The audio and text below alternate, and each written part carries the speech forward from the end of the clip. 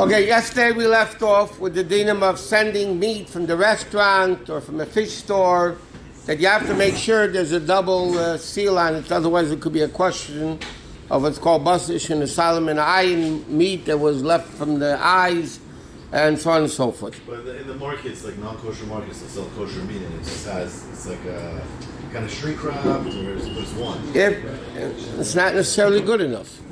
But it's obvious, it's very obvious if it's been tampered. I'm saying that it's not necessarily good. That's exactly what I'm saying. No, it hasn't been. If it was, you can't, no, because the guy, first of all, it's a non-kosher market. How do you know what's going on there, B'chal? Unless if there's hashkocha. If there's a mashgiach, then the mashgiach makes sure that it's wrapped the proper way. But it's like a corporation. It's not like a... Okay. Next is like this. You have to be careful that you shouldn't cook. Shulchan speaks about one pot kosher next to a pot of treif.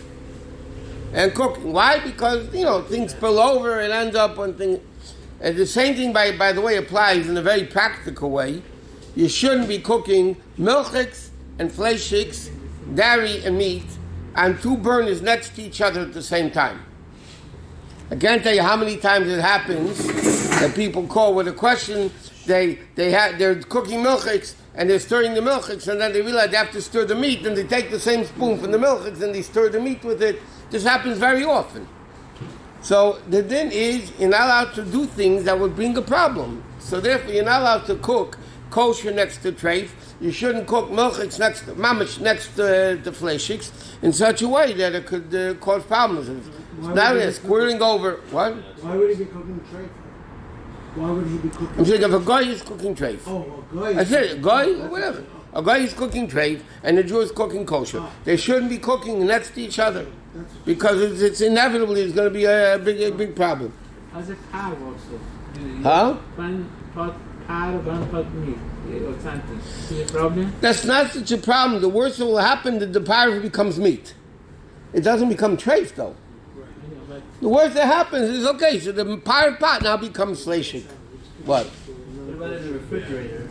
You have the meat next to milk in the refrigerator. If you take it out, he doesn't know. Milk next to meat in the refrigerator, halachically, is not a problem. It's cold. I'll tell you where you do have a problem. If you have a container of milk that leaks, and underneath it you have a part of chopped meat, and it leaks into the chopped meat, then you're going to have a problem. But just think, in a refrigerator, because things are cold, there's no problem of, even if it mixes, it's still cold. It's not such a big deal. Okay. You can wash it down, Rabbi? Huh? You can wash it in milk. When it's a choppy, you can wash it down. How are you going to wash out meat from from milk? Just wash out the... You have a steak, and meat goes on, and milk goes on, you can wash it off. Chopped meat, it's all over the place. It's impossible to wash it out. Huh? Ground meat. Yeah. Okay, next. There's a din like this. Because of this fear of milchiks and fleishiks and mixing the two, you're not allowed to make dough with milk. See, somebody wants to bake dairy bread. So the din is you're not allowed to bake dairy bread. Why not? Because bread is something that you eat with meat. Somebody's going to see a loaf of bread on the table. They're not going to know that you made it with milk. They're going to think it's a regular part of bread, like bread is normally part of. So then, the din is you're not allowed to. And if you do it, you're not allowed to eat it. That's how far it goes. Chum said, if you make it, you're not allowed to eat it. Unless if a few conditions are met. You make a very small one that you eat up at one time. So we're not afraid then it's going to be left over and somebody will come to eat it. Or, another case would be you make it in a different shape. You make it in a different shape, so then it's not a problem. Somebody's going to come and eat it with meat. All right, he changes the... Okay, next. He's getting to practical dinim that apply today.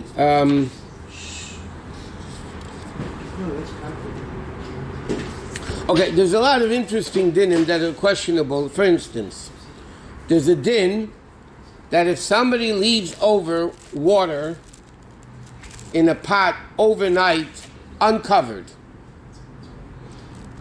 In the Gemara it says you're not allowed to drink that water the next day. But on Shulchan Aruch, not allowed to drink the water the next day. It's called Mayim Megula. We've opened uncovered water left overnight. It's not Kabbalah. What's the reason for this? In the olden times, the houses all had snakes.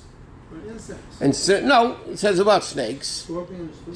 Snakes that they'll come and drink from the water and they'll leave a poison, the venom in the water, and then you drink it, it's mamish takana. So it says, Mayim Megulim, you're not allowed to leave over water overnight, and if it's left overnight in an uncovered container, so then you're not allowed to drink from it.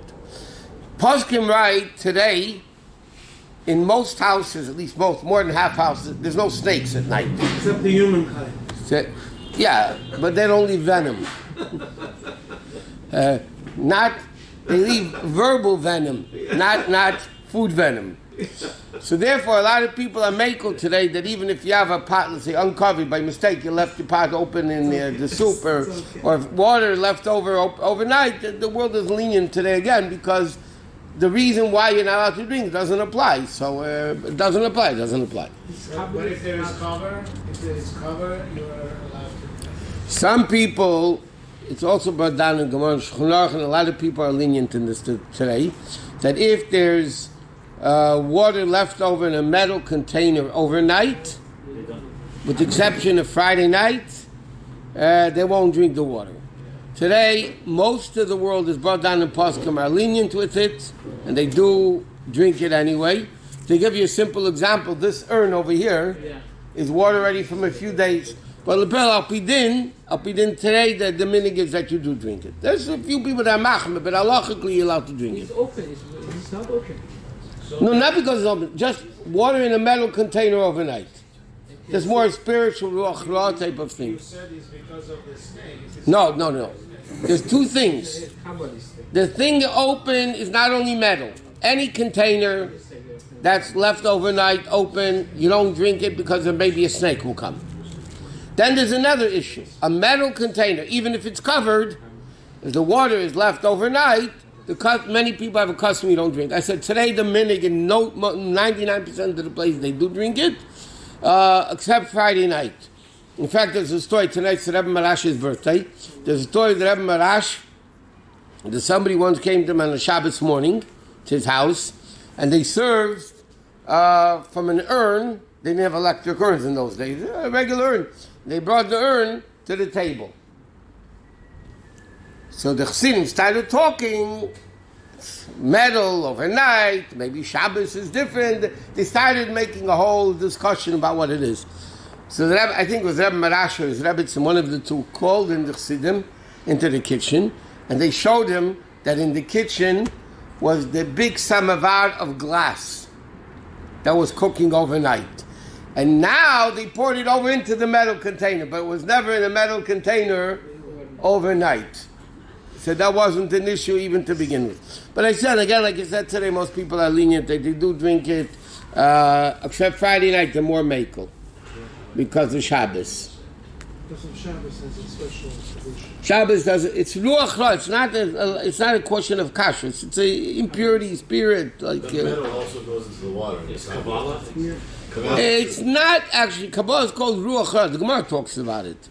There's an evil spirit in certain things, but today a lot of people don't care. They're not too strict about it. Okay. Now, years ago, when people had fruits, they had to be more particular about worms in their fruits. So the din is, when you have a fruit, or anything you have, the best thing is to make a bracha when it's complete. When it's complete, there's the proper respect of making a bracha.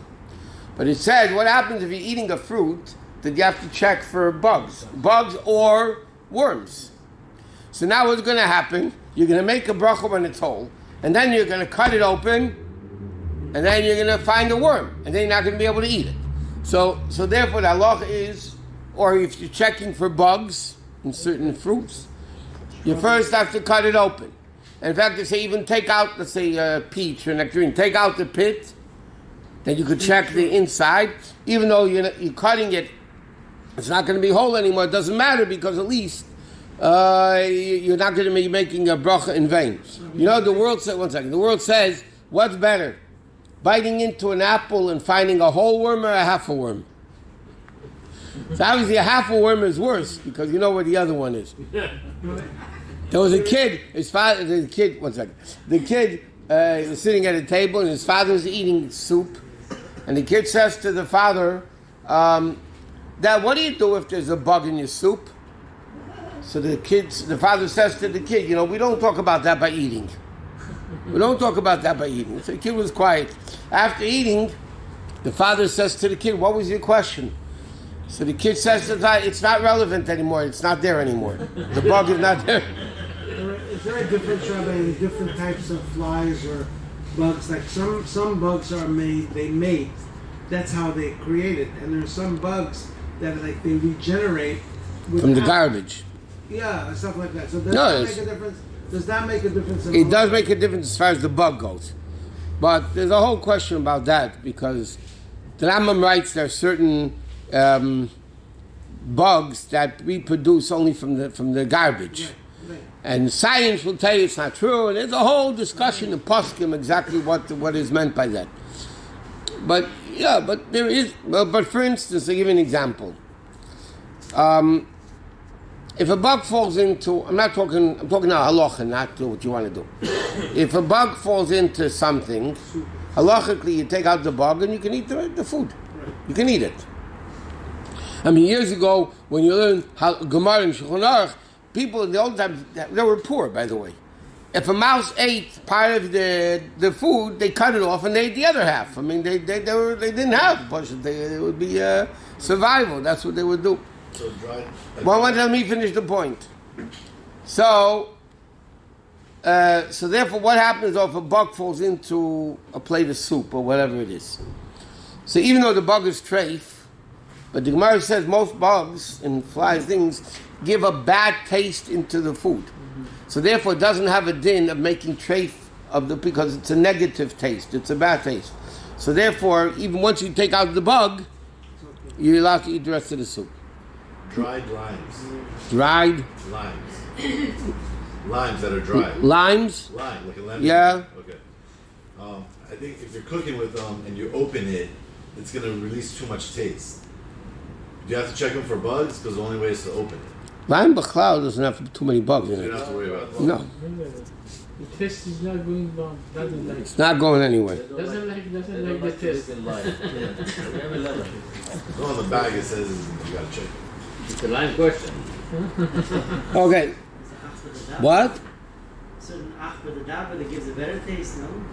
Ach with the dabba doesn't give a good taste. It's not meaty. Huh? It's not meat. It may not mean. There's a lot of protein in the bugs, by the way. But in Morocco, they have certain grasshoppers that they eat. They know exactly which ones they eat, which ones they're allowed to eat, which ones they don't eat. It's a delicacy. No, it's a big. By Chinese, if the bug falls to the soup, they take the bug out, they eat it, and they throw the soup. They throw the In soup. London, they have a restaurant. They serve bugs. Bugs? Yeah. He would say Bug off. Bug off. Okay. Okay. We said you have to open it up. Sometimes you have in the flour you have worms and things you have to check. Okay, 1 second. Nice. Now, by the way, there's an interesting din, and this is also the discussion. We'll finish with this. There's microscopic bugs are really api halacha, not a shayla. If you can't see the bug with a naked eye, even though it might be microscopic, that is there, but you don't see it with the naked eye, then it's not a din of a problem with bugs. It's a very important din because a lot of the head of the fish, a lot of them have these microscopic bugs, they say. It's in the skin. It's in the whole Because it's microscopic and you can't see it to the naked eye, halachically it's not considered as if it's there.